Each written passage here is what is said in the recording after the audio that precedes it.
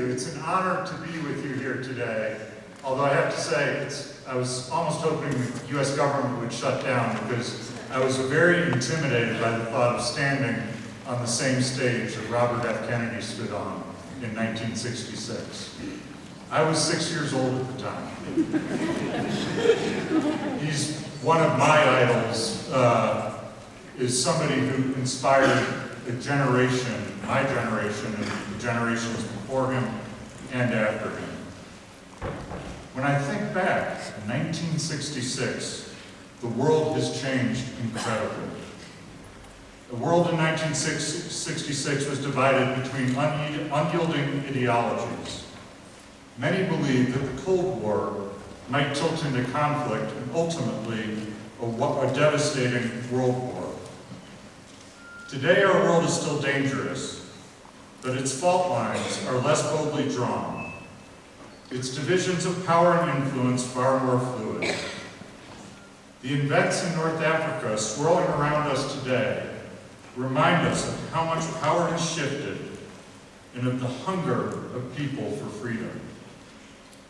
In 1996, the South Africa that Kennedy visited was a place of cruel prejudice and rigid segregation based on race. The United States, from which Kennedy came, was also divided as the forces of intolerance fought a rising civil rights movement. Today, South Africa, the Rainbow Nation, demonstrates the hope of racial reconciliation and inclusive democracy.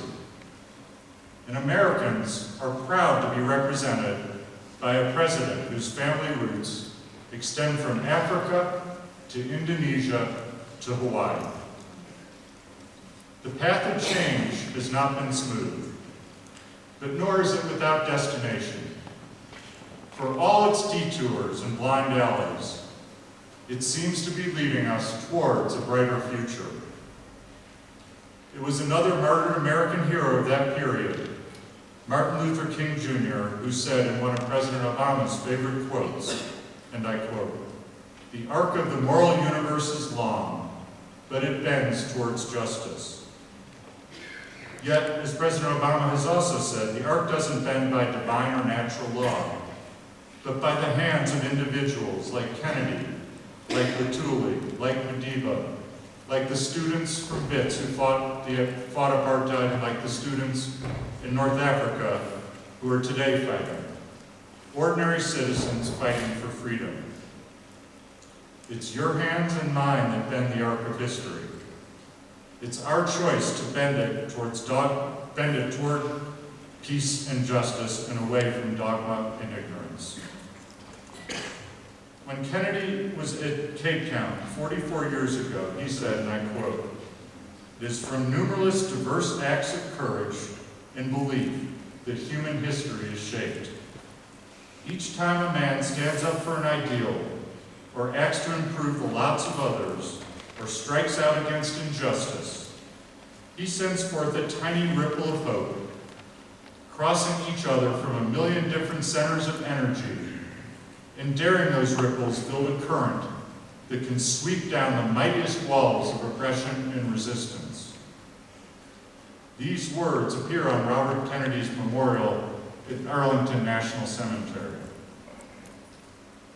In these words, I do not find an affirmation of our progress or a congratulation of our enlightenment, but rather a challenge. It's a challenge for us as nations to defend democracy everywhere in the world. It's a challenge for us as societies to practice generosity and fairness and to fight for freedom. It is finally a challenge for us as individuals to nurture compassion in our hearts. South Africa and the United States share a common challenge and a common opportunity to overcome racial division and demonstrate to the world the vibrancy and innovation that a true multiracial democracy brings. Let us all do our part to make Robert Kennedy's vision a reality. Thank you very much.